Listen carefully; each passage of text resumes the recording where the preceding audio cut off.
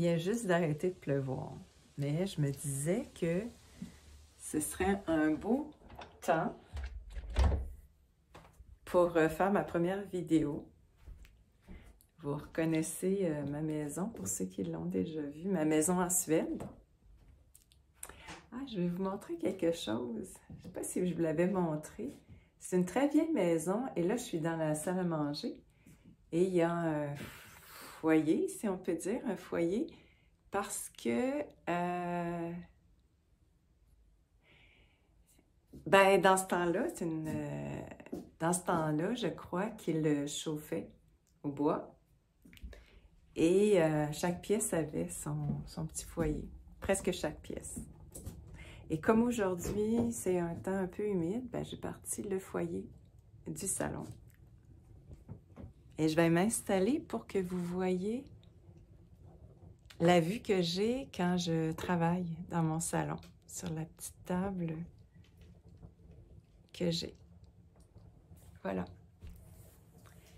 Ceux qui me connaissent, vous savez que j'aime pas ça, faire des vidéos. J'aime pas ça, parler à une caméra. J'aime beaucoup plus parler à quelqu'un. Mais je m'étais dit qu'en revenant en Suède, j'allais enregistrer le contenu de ma conférence, celle que j'ai donnée en juin au Québec, puis quelques mois avant en Europe. Pour pouvoir passer à autre chose après, puis présenter une autre conférence. Parce que comme d'habitude, mon intention, c'est de vous partager là où j'en suis dans ma réflexion. Et ma réflexion, elle évolue tout le temps. Et en espérant que cette réflexion que j'ai, elle puisse inspirer la vôtre. Alors, bon, je pense à la pluie qu'il y a eu tantôt pour introduire la première partie de ma conférence qui porte sur la réalité. Parce que la pluie, c'est extraordinaire parce que la Terre a besoin d'eau et là, il pleut. Il y a un cycle, il y a un phénomène qui nous dépasse, qui n'est pas, je veux dire, qui appartient pas à l'humain, qui appartient à la Terre et qui fait que il y a un équilibre constant pour faire en sorte que ce beau lieu où on habite soit plein de ressources. Alors, il pleut quand la Terre a besoin. Bien sûr qu'il y a des endroits sur la Terre où il n'y a pas de pluie ou pas assez. Il y en a d'autres qui en ont trop. D'autres lieux, comme en Suède, il pleut souvent. C'est pour ça que c'est si vert, c'est si beau. Et parce que il y a des endroits où il fait chaud, où c'est sec, il y a des scientifiques qui ont décidé d'intervenir.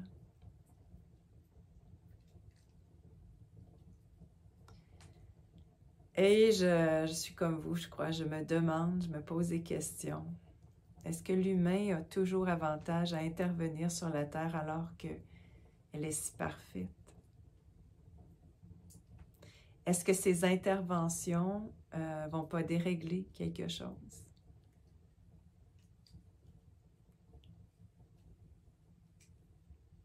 Est-ce que la Terre ne va pas se fâcher à un moment donné à voir les humains intervenir?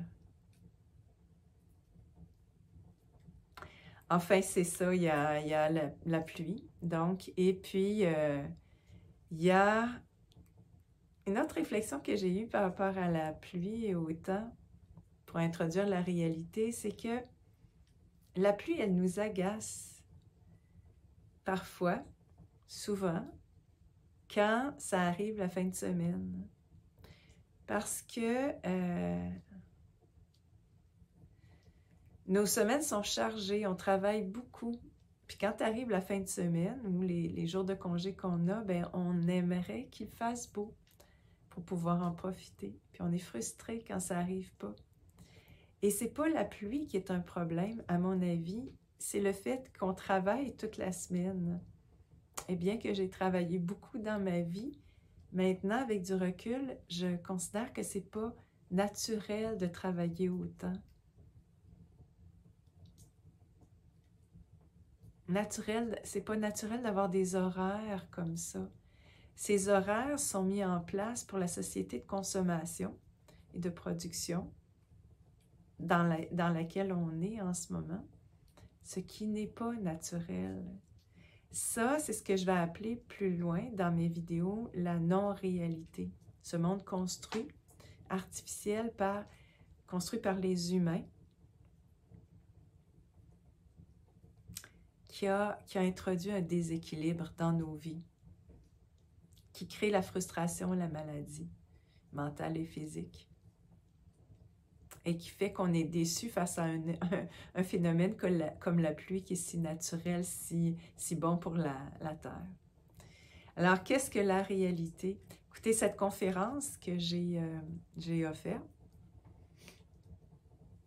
elle porte sur 3 parties. La réalité d'abord, ensuite la non-réalité, puis dans un troisième temps, je parle de comment la conscience heureuse ou malheureuse, la conscience, elle n'a pas de... elle n'est pas associée à une caractéristique particulière. Notre conscience est neutre. Elle nous permet par contre d'avoir une influence sur notre vie, sur notre réalité. Quand notre conscience est heureuse, notre vie est merveilleuse. Mais quand notre conscience est malheureuse, bien, on a effectivement une existence malheureuse. Alors, je parlerai de ça plus tard dans d'autres vidéos, mais aujourd'hui, je vais m'attarder sur la réalité. La réalité, qu'est-ce que c'est? C'est quand même un peu fou de se poser la question, mais ça me fait penser à cette métaphore de David Foster Wallace sur l'eau. C'est 2 poissons qui nagent dans l'océan, puis ils les croisent un vieux poisson sage qui leur dit « l'eau est bonne ». Puis ils ne répondent pas, ils s'en vont plus loin, mais à un moment donné, un des 2 poissons se pose la question, mais en fait, qu'est-ce que c'est de l'eau? Et c'est tellement en lien avec ce dont je vais vous parler. La réalité, on baigne dedans, mais on finit par plus savoir ce que c'est, ou du moins plus porter attention. Parce que notre attention est constamment attirée vers ce qui est non réel, dont je vous parlerai plus loin dans une autre vidéo. Alors, la réalité, c'est quoi? Quelques caractéristiques pour simplement nous rappeler, nous faire revenir à notre mémoire ce que c'est. Première caractéristique, c'est un chef-d'œuvre. Pensons à un flocon de neige. C'est de la dentelle. Il n'y en a pas un qui est pareil à l'autre. Ça a été créé. C'est le résultat d'une création qui fait intervenir tous les éléments de la Terre. Alors, la première caractéristique, c'est un chef-d'œuvre, comme votre corps est un chef-d'œuvre. C'est notre cerveau. Il n'y a rien qui peut égaler ça. Il n'y a pas une machine qui peut égaler notre cerveau. Mais notre cerveau et notre corps, nos poumons, notre cœur, qui fonctionnent sans notre contrôle. Bien sûr qu'on peut agir dessus, mais même quand on dort, ça fonctionne quand même. Notre cœur qui bat, mais qui est récent. C'est pas le cœur, l'organe qui est récent, mais on parle du cœur dans le sens de notre corps, notre être a la capacité de ressentir les choses. Notre esprit qui est plus que notre cerveau, c'est une connexion avec quelque chose qui nous dépasse, qui est source de connaissance, d'un savoir. Quand on dit « la petite voix nous parle ». Alors, c'est la première chose dont je voulais nous rappeler sur la réalité. Et c'est en quelque sorte quelque chose de visible quand je parle du flocon de neige puis du corps, mais il y a un aspect de la réalité qui est invisible, qui est représenté par cet air qui pénètre dans notre corps et qui fait qu'on vit, ou l'arbre qui prend les minéraux du sol et qui capte la lumière du soleil, c'est la vie. Cette vie, c'est une force obstinée, entêtée. Alors, je ne sais pas si vous êtes entêté, mais la vie est plus entêtée que vous. Parce que même si nous mourons, un être humain meurt, bien la vie, dans son sens général, continue. Même si on détruit un arbre, ben, on peut observer des pousses. Quand un arbre tombe dans la forêt, ben, il y a des branches qui continuent de pousser et deviennent des arbres. Même sur un plan social, on pourrait parler de la vie sociale. On voit des guerres, des conflits, de la violence. On voit ça à travers les médias. Et parfois même dans notre vie, on a des conflits. Mais notre vie sociale est aussi une force obstinée parce qu'on continue d'aimer, de s'aider, de s'entraider. Il y a un mouvement, il y a un réflexe chez l'humain, chez l'être vivant, pour continuer de vivre. L'entropie, je ne sais pas si vous connaissez le terme entropie, ça réfère à de la mécanique qui rencontre un état de désordre qui va se transformer en un plus grand désordre. C'est ce qu'on appelle l'entropie. Mais dans la vie, il y a l'inverse qui se passe, c'est-à-dire qu'il y a un état de désordre qui va retrouver l'ordre, l'équilibre. C'est la théorie du chaos. On a trouvé que sans même l'intervention d'un humain, un état de chaos va revenir vers un nouvel équilibre. Et on appelle ça la négantropie, puis je trouve ça dommage d'utiliser un terme négatif pour parler de quelque chose qui est aussi extraordinaire et qui est observable dans la vie. Le troisième élément sur la réalité que je nous rappelle, c'est les cycles continus. Alors, je le disais, un arbre qui meurt, il y a un nouvel arbre qui pousse. Le feu détruit une forêt, puis régénère la végétation. C'est un cycle, le cycle des saisons, le cycle du jour et de la nuit, de la vie et puis de la mort. C'est un cycle continu et j'en parle parce que ça fait partie de la réalité, mais on s'est peut-être trompé dans les livres d'histoire en cherchant à tout prix à identifier un début, par exemple à la Terre, puis une fin. Et peut-être qu'on se trompe parce qu'il n'y a pas de début ni de fin, c'est-à-dire, oui, il y a des débuts et de fins de phases, de cycles, mais ça semble continuer toujours. Du moins, c'est ce qu'on observe dans la nature. Et il y a une forme de parallélisme. Ce qu'on peut observer dans la nature, on l'observe aussi chez l'être vivant, par exemple, chez l'humain, chez les insectes, chez les animaux. Ça me fait penser à mon ancienne vie, quand j'étais thérapeute. Il y a des clients qui revenaient me voir quelques années plus tard en s'excusant, en disant « Je te consulte pour la même raison que la dernière fois quand je t'ai vu. » Et souvent, c'est des patterns qu'on dit, des patterns relationnels. On se retrouve avec un conjoint qui ressemble à celui qu'on a laissé. On se retrouve avec quelqu'un qui nous fait penser à notre père, à notre mère. Puis les gens s'excusaient.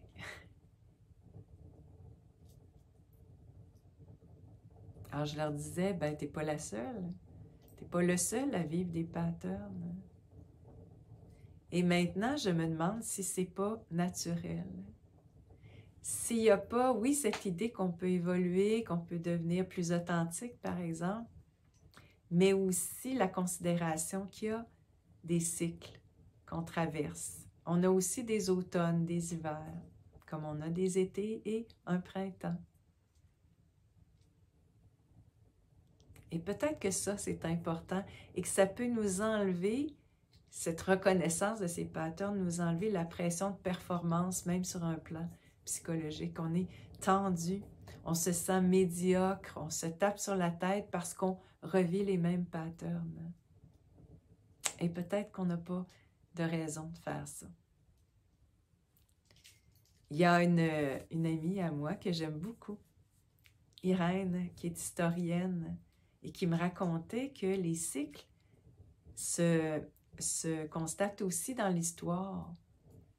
Dans l'humanité, il y a des débuts de cycle et des fins de cycle. Et les fins de cycle, par exemple, ont les mêmes caractéristiques. Et elle me disait que ce qu'on vit en ce moment, ça ressemble à une fin de cycle. Et j'ai le sentiment qu'on est dans une transition entre une fin de cycle et un début d'un autre. Une fin d'un monde qui s'autodétruit nécessairement, ce monde non réel dont je parlerai dans une autre vidéo. Il est voué à l'échec. Et il y a une naissance d'un monde humain, on va dire, ça concerne les humains, ça ne concerne pas les oiseaux tant que ça, ni les arbres, ni les animaux sauvages, du moins. Mais les humains, il y a une partie de la population qui se sent poussée à l'extérieur de ce monde non réel, poussée à l'extérieur et retrouve leur authenticité, retrouve un nouveau sens à leur vie, plus simple que celle qu'ils vivaient avant, quand ils travaillaient beaucoup, beaucoup pour gagner des sous et avoir le privilège de consommer.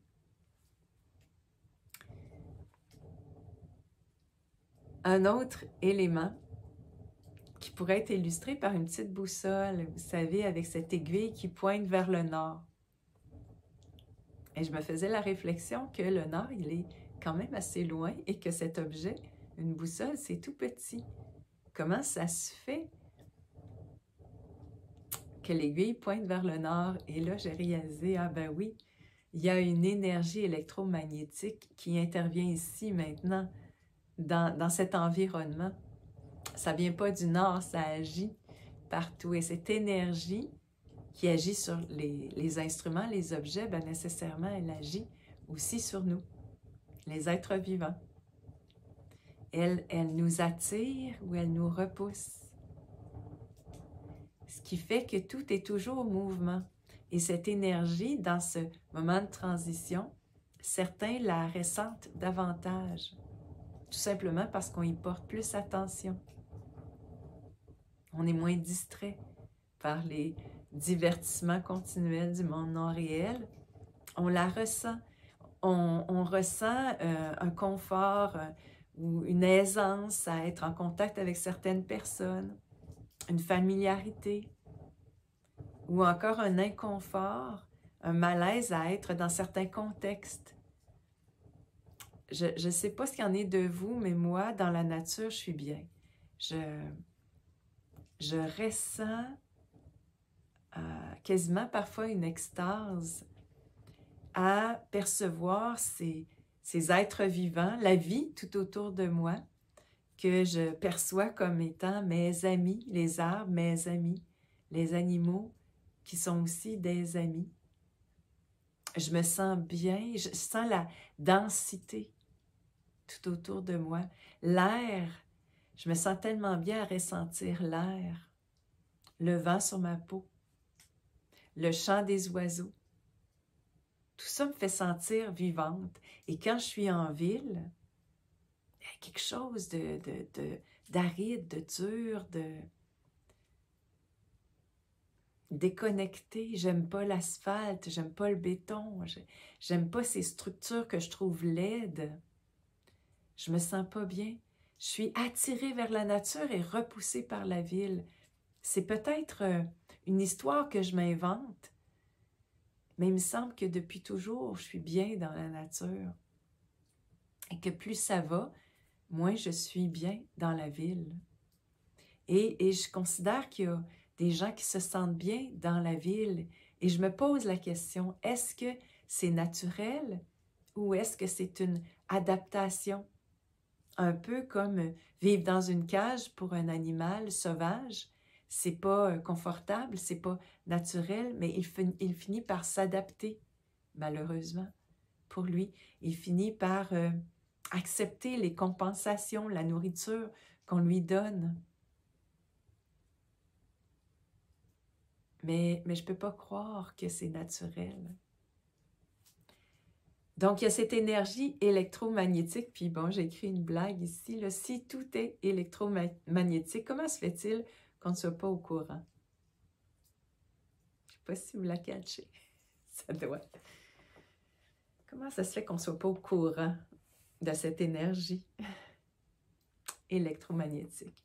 Alors, l'énergie, ben, elle est à l'extérieur de nous, elle nous influence, mais elle est aussi à l'intérieur de nous. De ce temps-ci, je me pose des questions qui sont anodines. Je réalise que les questions les plus simples sont les plus essentielles. Alors, une des questions, c'est comment se fait-il que mon corps produit la même chaleur qui permet de maintenir mes organes en bon état, de les faire fonctionner? Quelle est cette énergie qui est produite?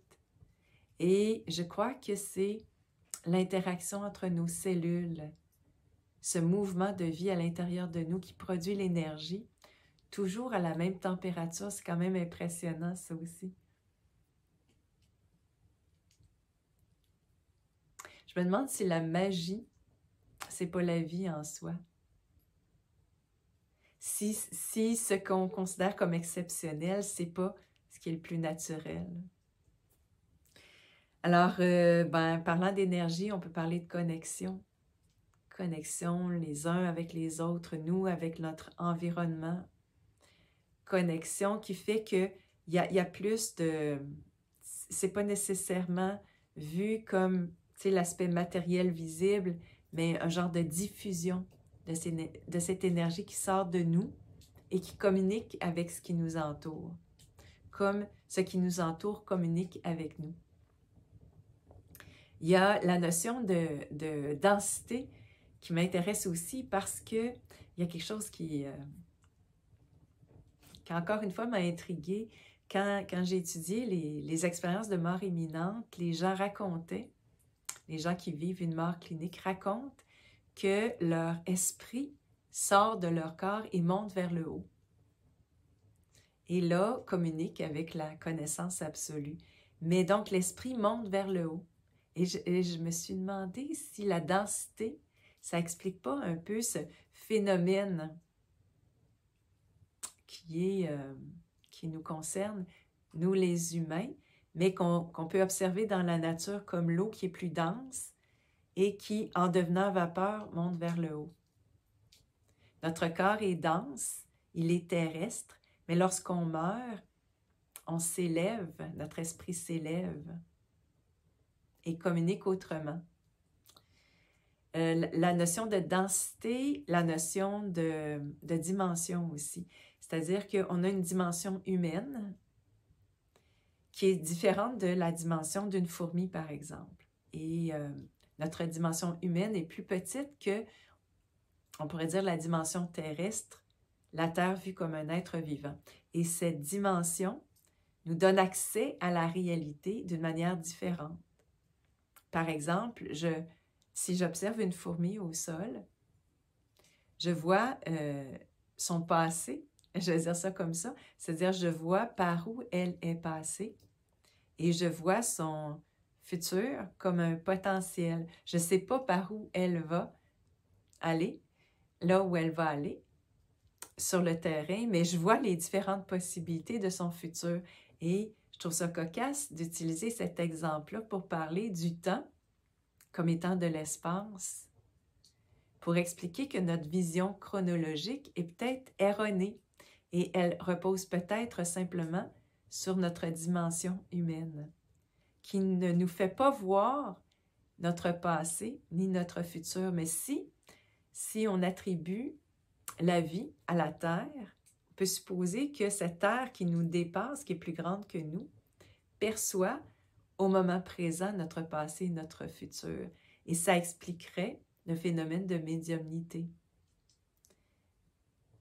qui fait que notre passé et notre futur advient dans l'instant présent, mais on n'y a pas accès parce qu'on a une certaine dimension qui nous empêche ou nous permet de percevoir la réalité d'une certaine façon, différente de la fourmi, différente de la Terre.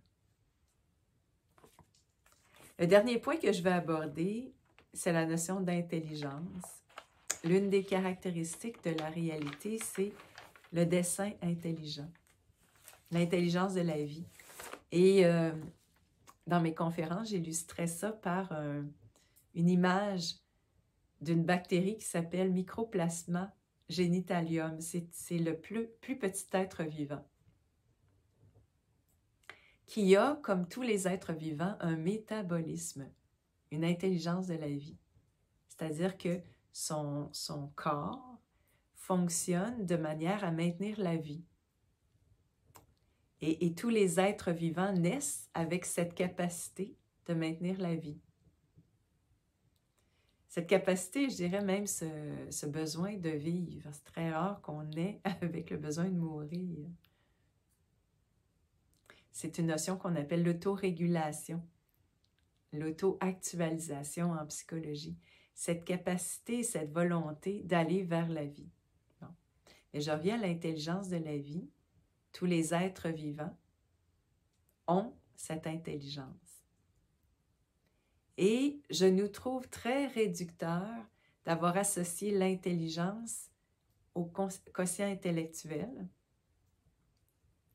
qui est simplement le résultat d'un test qui a été fabriqué, construit par des humains, qui est nécessairement biaisé selon une époque, selon une culture, par exemple. Ou encore l'intelligence correspond à la quantité de connaissances que vous avez et que vous avez apprises à l'école. L'école qui est un programme financé. Même quelqu'un qui n'a pas été à l'école, on va dire qu'il est intelligent s'il est érudit, c'est-à-dire s'il a beaucoup de connaissances, qu'il a lues dans les livres, par exemple, ou les articles scientifiques. C'est réducteur parce que, d'abord, ce n'est pas en lien avec la réalité, c'est en lien avec ce qui a été écrit, ce qui a été enseigné et qui est, comme on le verra dans une autre vidéo, qui sont en fait des histoires qui ont été racontées sur la réalité, des théories qui ont été inventées après avoir observé la réalité, mais en s'éloignant de cette réalité pour la théoriser, puis ensuite l'écrire, des livres qui ont été écrits par des gens à certaines époques, d'autres livres qui ont été détruits, des livres qui ont été acceptés dans un programme académique, d'autres qui ont été refusés. Et ça nous amène à avoir une vision de la réalité. Mais ce n'est pas la réalité. Alors, je reviens à cette intelligence de la vie, quelle est-elle? Si ce n'est pas le quotient intellectuel ou la quantité de connaissances qu'on a, je propose l'idée que c'est l'instinct. Et l'instinct, encore une fois, à mon avis, on s'est trompé en discréditant l'instinct, parce qu'on a dit l'instinct, c'est les animaux qui l'ont. Nous, les humains, on a une intelligence. À la limite, on a dit on a une intuition. Mais l'instinct, qu'est-ce que c'est? L'instinct, c'est cette capacité d'être connecté à la vie. C'est pas seulement la capacité de survivre, bien que ce soit si important de survivre. D'ailleurs, je trouve qu'on s'est vraiment trompé en accordant que de la valeur à la vie, c'est-à-dire l'épanouissement, et qu'on a dit que la survie, c'est bas, ça appartient aux animaux. Et à cause de ça, on a cessé de bien se nourrir, on a cessé de se reposer comme il faut. On a fait des gestes répétitifs. On a vécu une existence qui est insensée. Revenir à l'essentiel, à une bonne alimentation, à une bonne condition physique, ça fait partie de cet instinct, de cette intelligence de la vie. Alors, pour donner un exemple et que ça soit plus facile à me suivre ou me comprendre, je vais utiliser la danse avec un partenaire, puis frapper une balle au baseball professionnel pour parler de cet instinct qui peut être aussi, vous savez l'expression « être sur son X », être au bon moment, au bon endroit, être en pleine possession de ses moyens. Alors, quand on danse avec un partenaire, on doit bien sûr utiliser notre intelligence, notre cerveau, mais on ne doit pas rester trop longtemps dans le cerveau parce que on ne doit pas manquer la musique.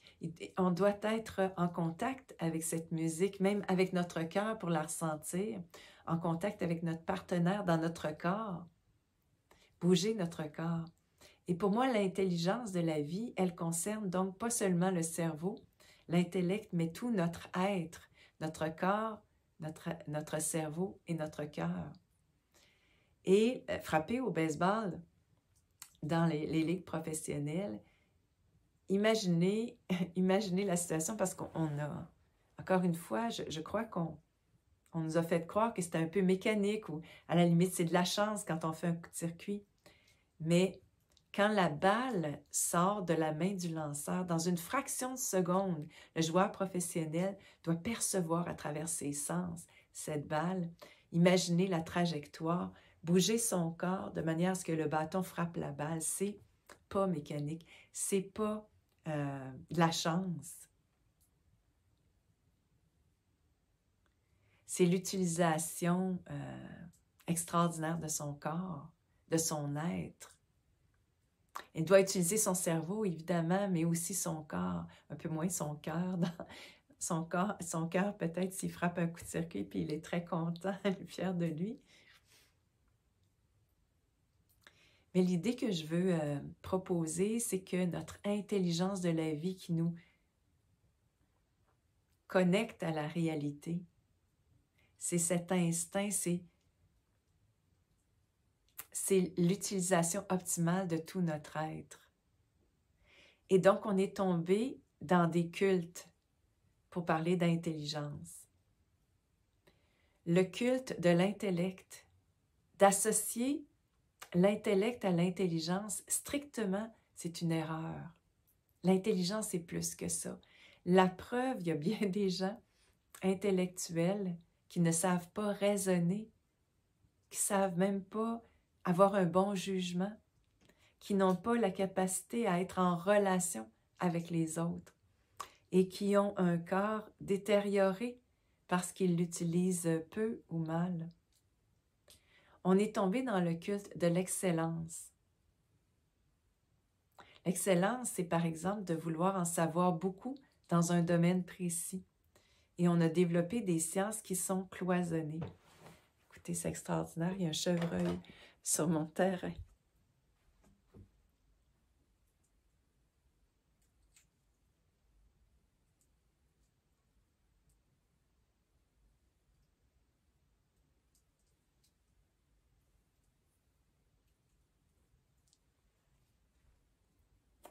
Il est déjà parti. J'espère que vous l'avez vu. C'était un petit chevreuil.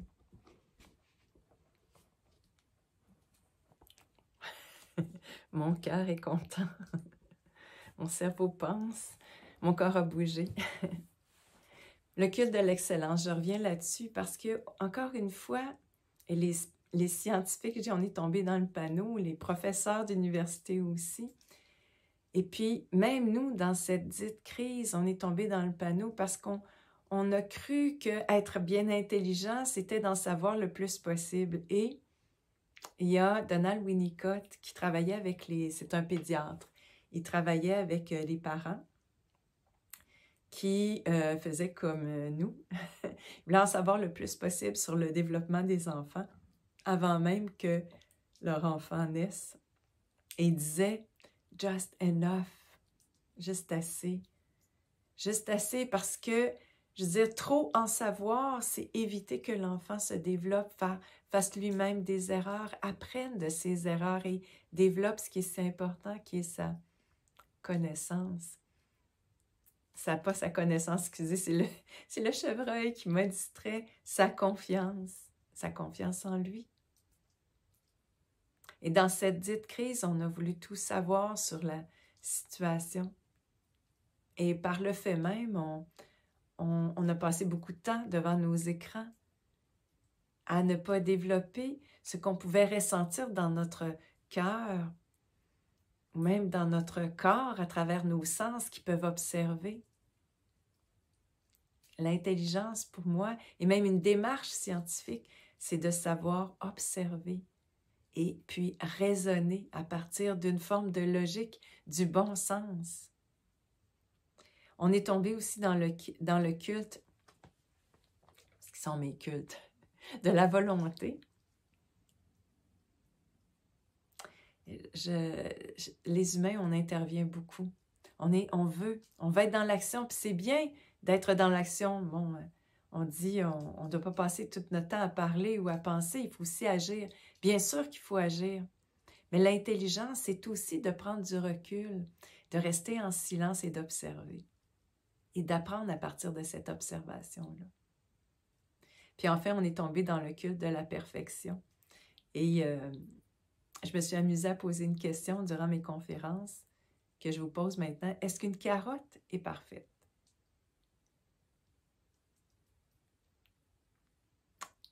Et là, oui, non. Mais en fait, si... Ah, ben regardez, il est revenu. On m'a dit que le fait que j'ai fait du ménage dans mon bois, il allait avoir un peu plus de chevreuil, parce qu'il y a plus de place pour circuler.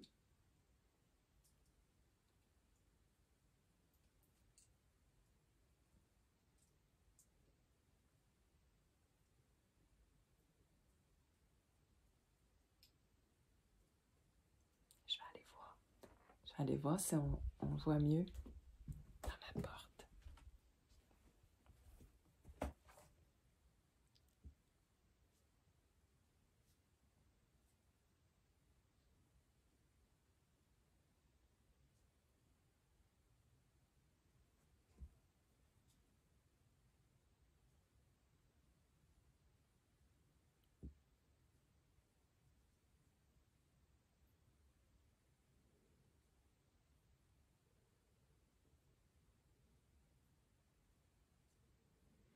Quel beau cadeau de la vie!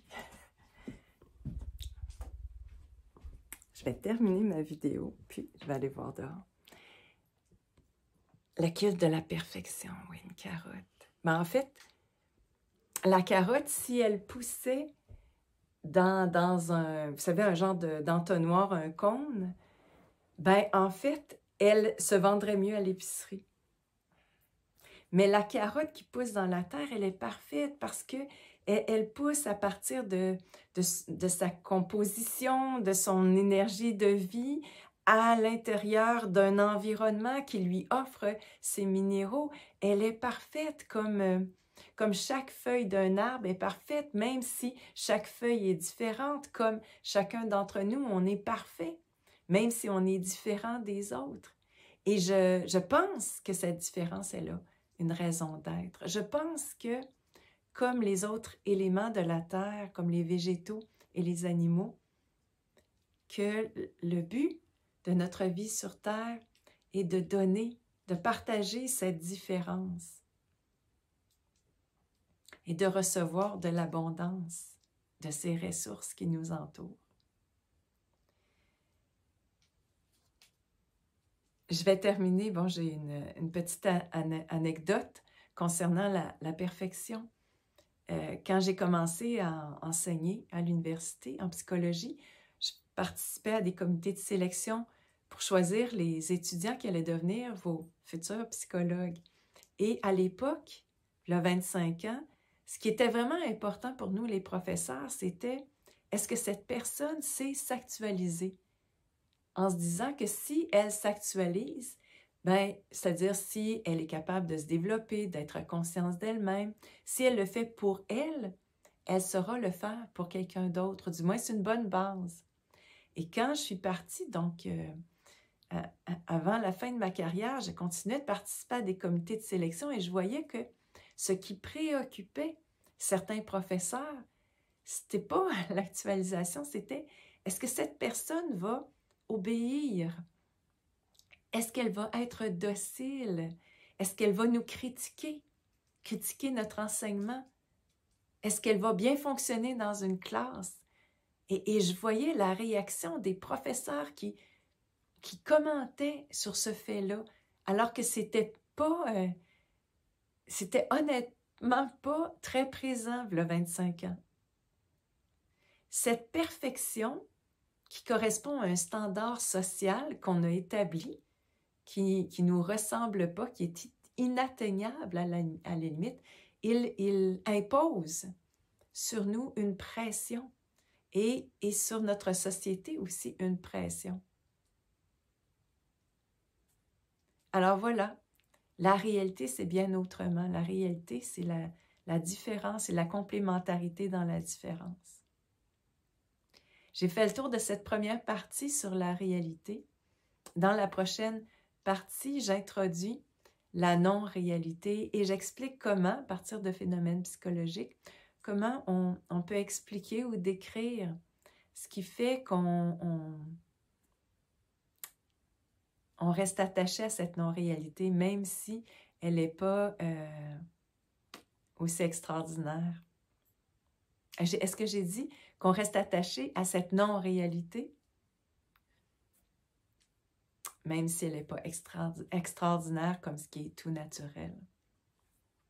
Et dans une dernière partie, une autre vidéo, je parlerai de comment notre conscience, donc comprenez que notre conscience, c'est notre être entier peut influencer la réalité. Alors voilà. Merci.